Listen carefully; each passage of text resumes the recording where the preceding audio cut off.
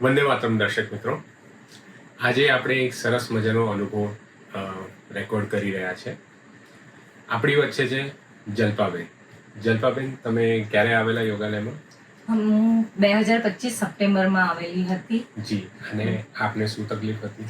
મને સોરિયાસિસ હતો, મારા હેરથી સ્ટાર્ટ થયેલો હતો, માઇનોર હતો. પછી એની સાથે સાથે મને સ્કિન ડિસીઝ બી હતા કે સ્કિન પર મને ગમે ત્યારે ઇચિંગ ચાલુ થઈ જતું. It is not fix place, ગમે ત્યાં ઇચિંગ ચાલુ થઈ જતા હતા. તો સર સાથે કન્સલ્ટ થયેલું હતું અને એમને ત્યારે જોઈને કીધું હતું કે શરીરમાં તજા ગરમી ઘણી વધારે છે.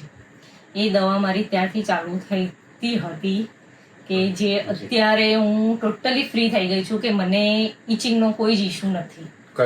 હા, સોરિયાસિસ તો એ તો ઘણા વખતથી મટી ગયેલું હતું કે મહિનો કે 2 મહિના એટલું બી નહીં થયો ત્યારથી સોરિયાસિસનો ઇશ્યુ બંધ થઈ ગયેલો. હા, પોપડા બાજી ગયેલા નહીં. અને સ્કિન ડિસીઝ નાવ આઈ એમ ફ્રી કે હવે મને સ્કિન ડિસીઝમાં નથી. હા, પણ મેં ચરી પાડેલી હતી. અમુક ખાવાનું મારે કંટ્રોલ હતું જ્યારે મારી દવા ચાલતી હતી.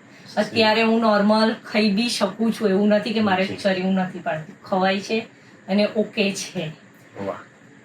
એટલે આ અનુભવથી એવું છે કે સર નથી તો પણ મારી ટ્રીટમેન્ટમાં કોઈ ફરક નથી પડ્યો અને હું ફ્રી છું કે મને કંઈ બી તકલીફ થઈ આઈ એમ ઓકે, કે મારી શરીરની બીમારી ક્લીન થઈ ગઈ છે. ખૂબ ખૂબ ધન્યવાદ જલ્પાબેન.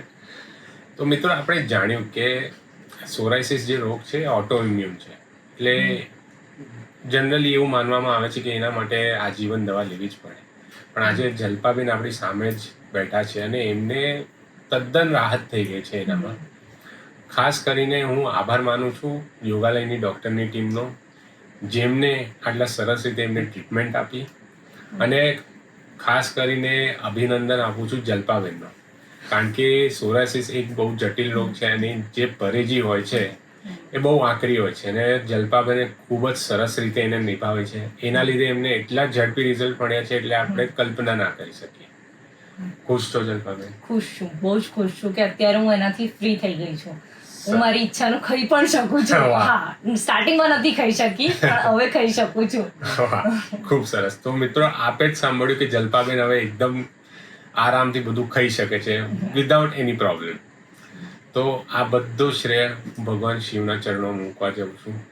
અને સર્વોપતિની ટીમ, જે ડૉક્ટરની ટીમ છે એને જે સરસ રીતે ટ્રીટમેન્ટ કરી છે, ડાયગ્નોસિસ કર્યું છે, એમનો પણ હું આભાર. અસ્તુ. વંદે માતરમ.